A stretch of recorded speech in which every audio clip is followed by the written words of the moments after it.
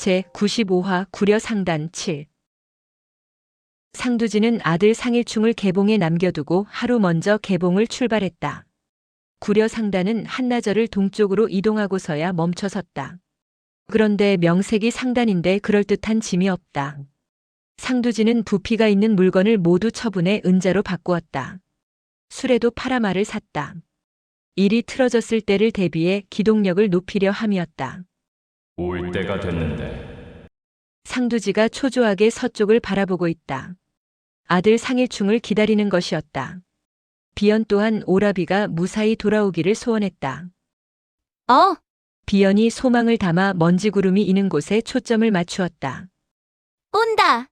뿌연 먼지구름을 본 상비연이 소리치자 상단 사람들도 모두 서쪽으로 시선을 집중시켰다.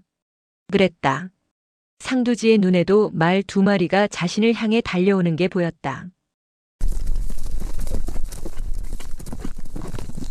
은자를 잔뜩 실은 2필의 말이 자신들을 향해 달려오고 있다.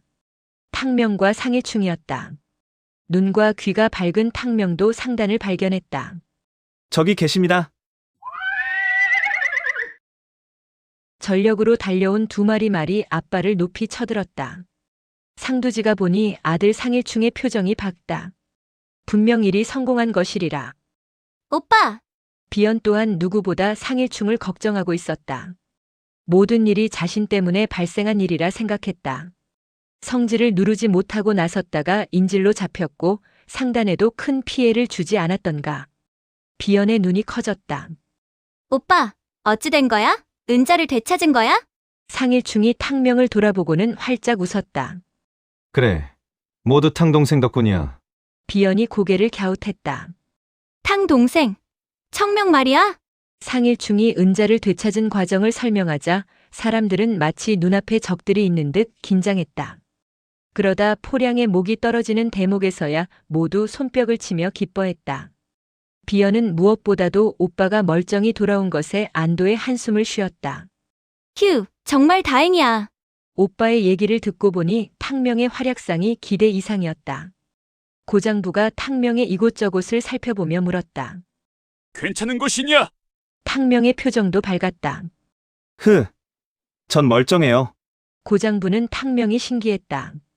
그저 밥이나 얻어먹으려 상단에 낀 탕명이다. 그런 탕명이 개방을 상대하겠다며 개봉에 남은 것부터가 이해가 안 되었다. 그런데 일충의 얘기로는 탕명이 개방 거지놈을 한 방에 처단했다 하지 않는가. 그것도 손바닥으로 거지의 머리통을 쪼그라뜨렸다니. 도대체 뭔 소린지 알아들을 수가 없다. 그럴 수밖에. 무공을 모르는 고장부로서는 일충의 얘기는 마치 지어낸 얘기처럼 들렸다. 하지만 일충이 어디 헛소리를 할 사람인가. 고장부가 긴가민가 하며 물었다. 내 원래 이름이 탕명이라고. 너 무공이란 걸 할 줄 아는 거냐?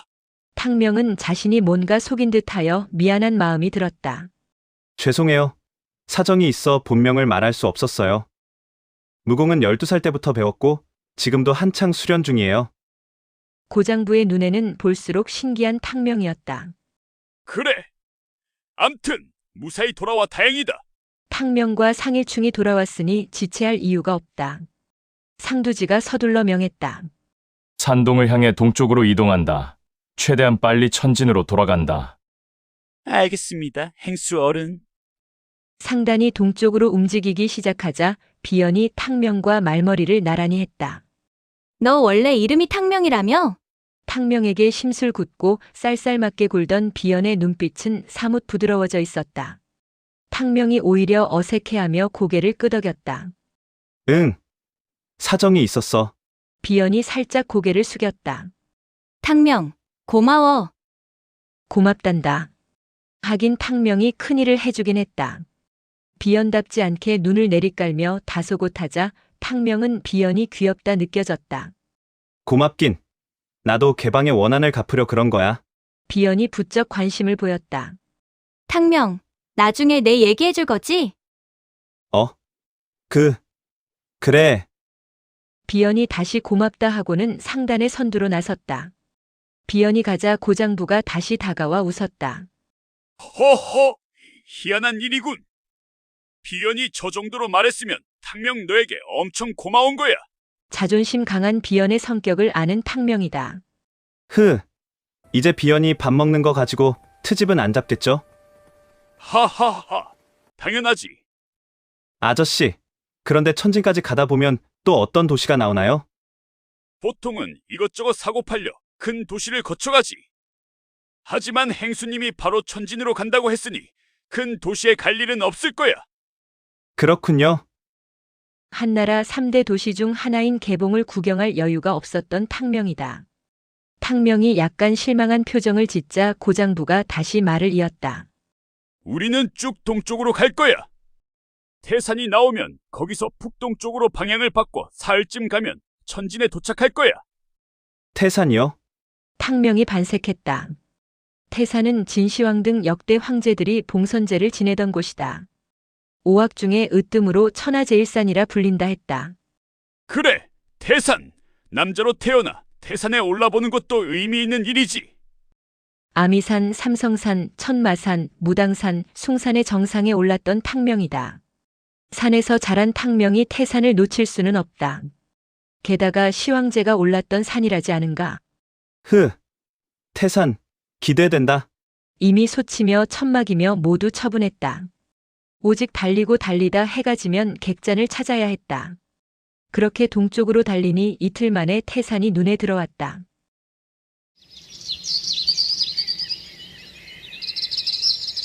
태산객잔.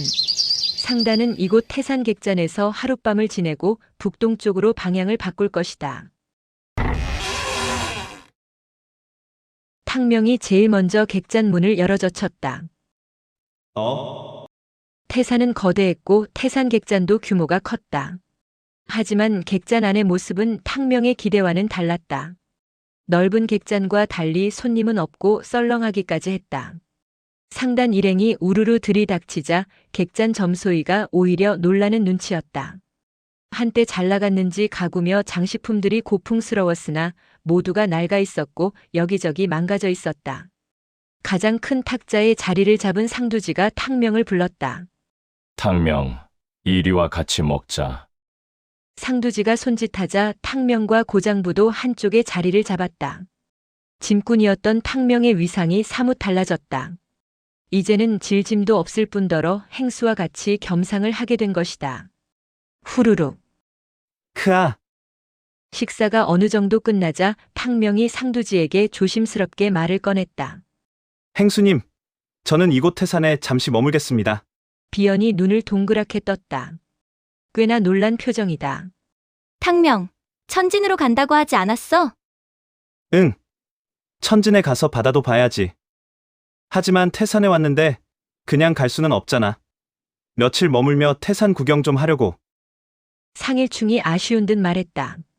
동생, 태산 구경하고 꼭 천진에 와야 해. 일충과 비연이 진심으로 아쉬워하자 탕명이 오히려 미안한 마음이다. 그러며 며칠 구경하고 꼭 찾아뵙겠습니다. 정식 상단 사람도 아니니 탕명을 잡을 명분이 없다. 상두지가 술병을 들어 탕명에게 한 잔 가득 따라줬다. 탕명, 우리 집안이 자네에게 큰 도움을 받았네. 우린 언제나 환영일세. 자, 한 잔 쭉 드시게.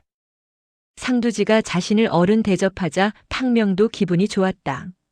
네, 행수 어른. 상단에 끼워주셔서 감사했습니다.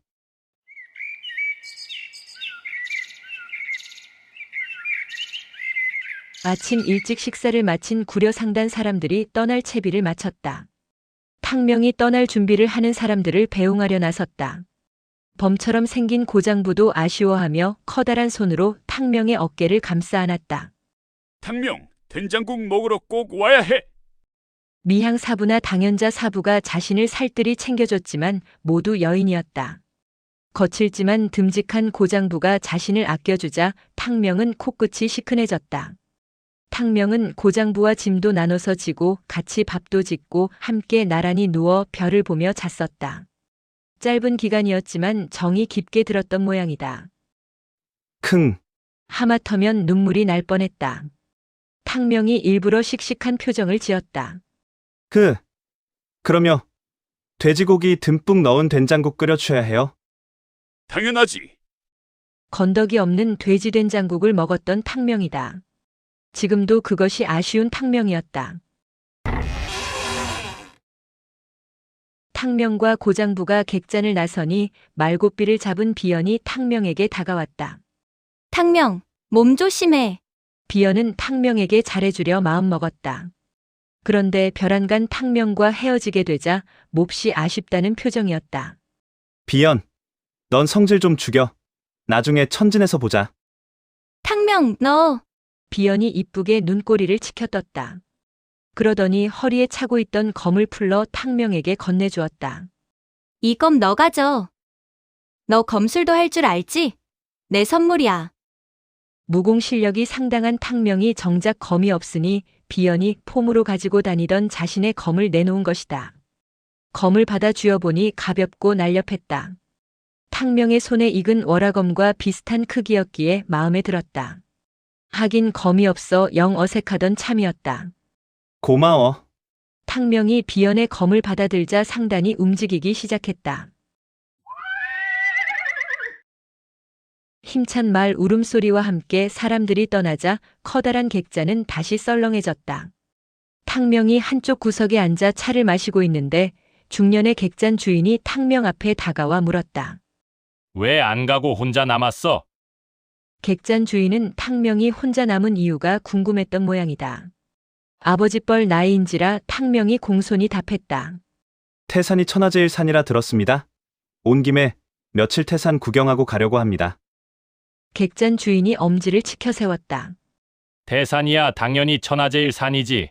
기대에 부푼 탕명이 물었다. 황제가 이곳에 다녀갔다던데 사실인가요? 객잔 주인이 맞은편 자리에 앉았다. 주인은 예전 기억을 회상이라도 하려는 듯 창밖을 잠시 응시하더니 말했다. 휴, 모두 옛날 얘기이지. 17년 전 황제께서 봉선제를 지내러 오셨던 게 마지막이야. 그 후 황제께서 오시지 않으니 자연히 이곳도 점점 쇠락하게 된 거고. 탕명은 그제야 객잔한 물건들이 낡아 있는 게 이해가 되었다. 주인이 한숨을 푹 쉬며 말을 이었다.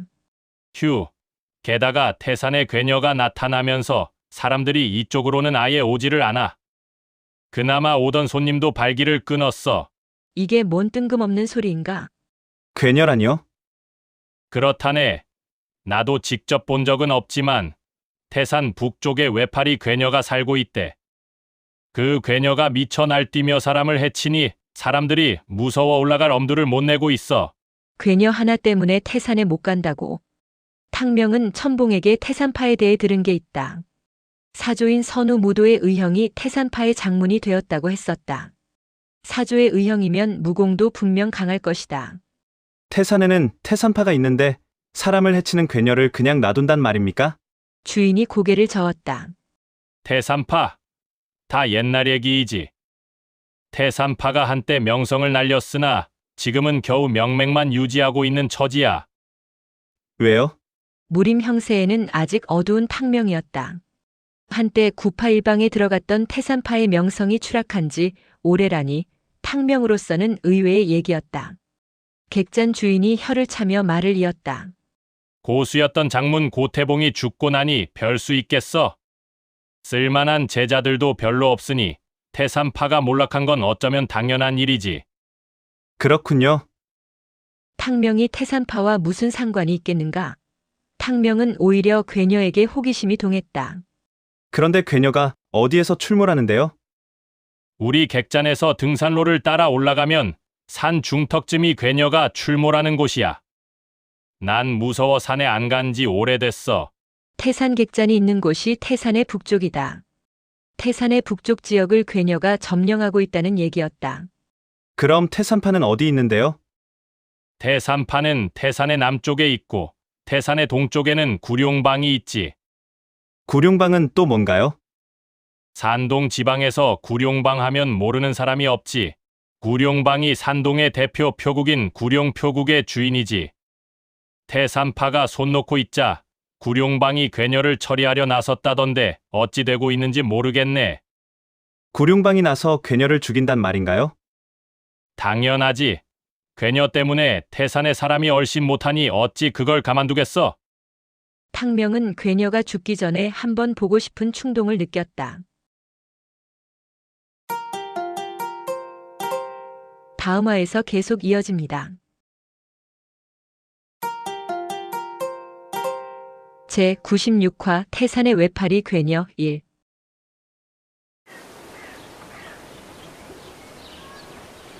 아침을 두둑이 먹은 탕명이 태산객잔을 나섰다. 오늘은 탕명이 태산의 정상을 오르려 한다. 후룹. 한결 차가워진 아침 공기가 탕명의 폐를 맑게 정화하는 듯 했다. 저 멀리 우뚝 솟아있는 옥황봉이 보였다. 오늘 탕명의 목표는 바로 저 옥황봉이었다. 늦가을이다. 옥황봉을 향해 걸으니 울긋불긋한 태산의 풍경은 아미산 못지않게 아름다웠다. 태산 주위에는 이렇다 할 산이 없다. 그래서일까? 사람들은 태산의 위용에 더욱 압도되는 듯 했다. 옥황봉이 눈앞에 우뚝 서자 탕명은 얼마 전 올랐던 숭산의 연천봉이 상대적으로 낮게 느껴졌다. 그렇게 1시경쯤 산을 오르니 일천문이 나타났다. 우와. 엄청난 계단이다. 정상을 향해 계단이 끝없이 펼쳐졌다. 진시황이 태산을 오르기 위해 만들었다는 7412개의 계단이다. 객잔 주인 말로는 여기서부터 정상까지 난 계단을 부지런히 오르면 태산의 정상 옥황정에 도착한다고 했다. 천마신법을 펼치면 빨리 올라갈 수 있다. 하지만 탕명은 신법을 펼치지 않고 천천히 걸었다. 계단을 오르다 보니 오대부송이란 말뚝이 박혀있는 소나무 하나가 서 있다. 전해 오는 얘기로는 진시황이 태산에 오르다 비를 만났고 이 소나무 아래서 비를 피했기에 오대부란 관직을 주었다는 소나무란다. 이곳 오대부송 아래서 사랑을 하면 평생 헤어지지 않고 사랑을 유지할 수 있다고 했다. 풋. 오대부송 나무 그늘에서 잠시 땀을 식힌 탕명이 피식 웃었다. 마음속으로 지약, 연지, 양린, 그리고 어제 헤어진 비연을 떠올린 것이다. 잠시 땀을 식힌 탕명이 다시 계단을 오르기 시작했다. 1시즌쯤 지나니 드디어 옥황봉 정상에 도착했다. 태산의 주신을 받든다는 도교 사원 옥황정도 보였다. 탕명은 오늘 점심은 옥황정에서 해결할 요량이다. 옥황정에 들어서니 도사 하나가 향을 피우고 있었다. 객잔 주인은 이곳에서 소원을 빌어보라 했다. 탕명이 은자 몇 개를 기부함에 넣고 소원을 빌었다. 소원은 당연히 어머니와 사부의 원수를 갚는 것이다. 그 중에서도 당연 첫 번째 목표는 개방 방주 양호룡의 목을 따는 것이다. 그렇게 태산 정상에서 다시 한번 복수의 의지를 다진 탕명이었다. 기다려. 양호룡. 소원을 빌고 정상에 우뚝 섰다. 확 트인 풍경을 만끽하니 가슴이 뻥 뚫리는 기분이다. 사천의 아미산도 일품이지만 태산은 정말 산중의 으뜸이군. 이렇게 태산의 정상에서 의지를 다진 탕명은 도사들이 차려준 점심을 먹고 올라왔던 계단을 다시 내려가기 시작했다. 탕명은 적두를 부를 때 사용하던 휘파람 소리도 내보았다. 적두는 잘 지내고 있을까? 이런저런 생각을 하며 한 발씩 계단을 밟아 내려갔다. 그렇게 중간쯤 내려왔을까? 한 무리의 사내들이 빠르게 탕명을 스쳐 지나갔다. 무림입니다. 얼핏 보니 사내들은 15명쯤 되었다. 태산파 사람들인가? 아니다. 사내 중 절반은 붉은색 옷을 나머지는 검은색 복장이다. 색깔만 다른 게 아니라 가슴에 새긴 문양도 달랐다. 한 문파의 사람들이 아니다. 사내들은 북쪽으로 달려가고 있다. 게다가 잔뜩 긴장한 표정으로 보아 뭔가 일을 벌이려고 가는 듯 보였다. 구룡방인가? 객잔 주인의 말로는 구룡방이 나서서 괴녀를 처단할 것이라 했다.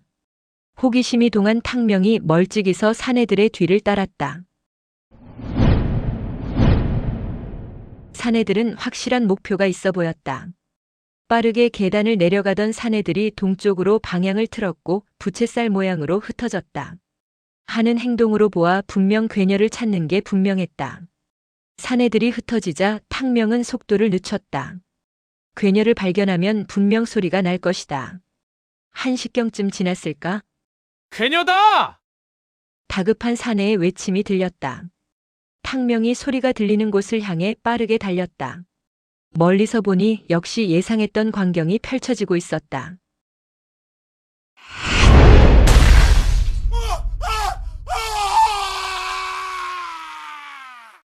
십여 명의 사내들이 늙은 여인 하나를 둘러싸고 공격하고 있었다. 사내 중 반은 붉은 옷을, 나머지 반은 검은 옷을 입고 있었다. 역시 아까 마주쳤던 그 사내들이었다. 동쪽에는 검은 옷의 사내들이, 서쪽에는 붉은 옷의 사내들이 진을 치듯 여인을 둘러쌌다. 분명 두 세력이 합세해 여인을 공격하고 있다. 역시 탕명은 늙은 여인이 바로 객잔 주인이 말했던 태산의 괴녀임을 확신했다. 아무래도 붉은색 쪽이 구룡방인 것 같은데? 그랬다. 붉은 옷의 사내 하나가 앞장서 공격을 주도하고 있었다. 암튼 재미난 구경거리임은 분명했다. 탕명이 커다란 나무 위에 올라 싸움판을 지켜보았다. 확실히 괴녀는 괴녀였다. 몸매와 복장을 봐서는 확실히 여자였다. 하지만 오른팔이 없는 데다 헝클어진 흰머리가 얼굴을 덮어 가슴까지 내려와 있다. 얼핏 봐서는 여자인지 남자인지 분간이 안 될 정도였다. 게다가 더 괴기한 건 그녀의 무공이었다. 괴녀는 검을 쓰지 않고 오직 장법으로만 10여 명의 사내들을 상대하고 있었다. 괴녀의 무공도 천마신공에 못지않게 무섭고 해괴했다. 왼손 한 손으로 펼치는 그녀의 장력은 참으로 매섭고 음산했다. 그녀가 장을 한 번 뿜어낼 때마다 그녀의 주위로 차디찬 기운이 쏟아져 내렸다.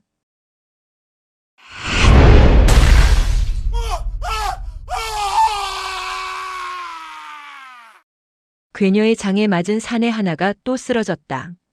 쓰러진 사내는 마치 얼어 죽은 사람처럼 온몸이 뻣뻣하게 굳어갔고 얼굴에는 허옇게 서리가 맺혔다. 무리를 지휘하던 사내가 소리쳤다. 도대체 내 덩체가 무엇이냐?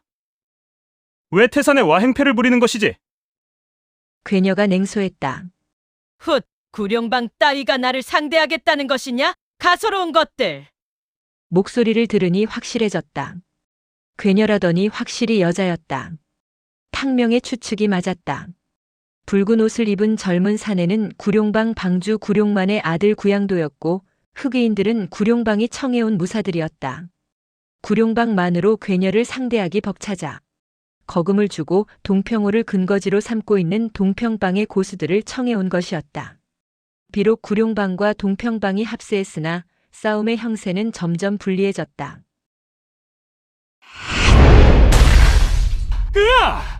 또 한 명의 사내가 괴녀의 장에 맞았다. 사내는 털퍼덕 소리를 내며 얼어붙은 물고기처럼 굳어버렸다. 참으로 악독한 무공이었다. 사내는 마치 한겨울에 벌거벗은 사람처럼 이빨을 덜덜 떨며 괴로워하다 숨이 끊어졌다. 뭐지? 탕명의 고개가 갸웃했다. 비록 한쪽 팔뿐이었지만 괴녀의 장법이 어딘가 낯설지 않게 느껴졌기 때문이다. 의문은 생겼으나 확실히 떠오르는 게 없다. 누나를 굴리던 탕명이 청동가면을 꺼내 썼다. 의문을 풀려면 직접 괴녀를 상대해보는 방법이 최고다. 형세를 보니 15명이었던 사내들의 수가 벌써 10명으로 줄어 있었다. 널브러져 있는 사내들은 죽은 듯 살아있는 듯 입에서 허연 김만 뿜어내고 있었다. 이제 내가 나설 차례인가? 탕명이 괴녀를 향해 다가갔다. 괴녀와 원한은 없다. 하지만 괴녀로 인해 태산객잔에 손님이 안 온단다. 무고한 사람들을 해치는 괴녀 때문이다. 탕명은 괴녀가 검을 쓰지 않으니 자신도 장법으로 상대해볼 요량이었다. 갑자기 무시무시한 가면을 쓴 괴인이 나타나자 구양도가 놀라 외쳤다. 넌 누구냐? 구양도는 혹여 괴녀와 탕명이 양쪽에서 공격하지 않을까 우려한 것이다. 구구절절 설명하기 어렵다. 이럴 땐 말이 필요 없다. 천마신공을 끌어올린 탕명이 괴녀를 향해 쌍장을 휘두르며 돌진했다. 흥! 갑자기 나타난 괴인이 자신에게 달려들자 괴녀는 콧방귀를 꼈다. 그런데 자신에게 엄습하는 괴인의 장세가 심상치 않은 것이 아닌가. 이 녀석 뭐지? 결코 무시할 상대가 아니다. 깜짝 놀란 괴녀가 옷소매를 휘둘러 구룡방 무사들을 두 걸음 물러서게 하고는 탕명의 쌍장과 부딪혔다. 탕명의 쌍장과 괴녀의 왼손바닥이 허공에서 충돌했다. 괴녀의 무공이 대단하다 여긴 탕명이 전력을 끌어올려 쌍장으로 괴녀를 상대한 것이다. 두 손바닥과 한 손바닥이 부딪혔다. 예상은 했으나 괴녀의 장세는 보기보다 차갑고 악독했다. 뼛속까지 한기가 스며들며 이빨이 덜덜 떨려왔다. 충격을 이기지 못한 탕명이 두 걸음 뒤로 물러섰다. 하지만 탕명만 충격을 받은 것은 아니었다. 괴녀 또한 탕명의 괴이한 내력에 흠칫 놀라며 뒤로 한 걸음 물러섰다. 넌 누구냐? 탕명은 대답 없이 고개를 갸웃했다. 자신이 기대했던 것과는 뭔가 느낌이 달랐다. 탕명의 예감으로는 분명 괴녀의 무공이 자신의 무공과 결이 비슷하다고 느꼈기 때문이다. 탕명은 자신이 펼칠 수 있는 무공을 생각해 보았다. 혹시 뭔가 떠오른 듯 탕명이 자세를 바꿨다. 바로 얼마 전 숭산에서 흡수한 숭양대구수를 펼쳐보기 위해서였다. 탕명이 장법을 바꿔 숭산파의 숭양대구수를 펼치기 시작했다. 다시 한번 탕명의 쌍장과 괴녀의 장이 부딪혔다. 이번에는 두 사람 다 한 걸음씩 물러섰다. 희한했다. 천마장법을 펼칠 때보다 오히려 효과가 좋았다.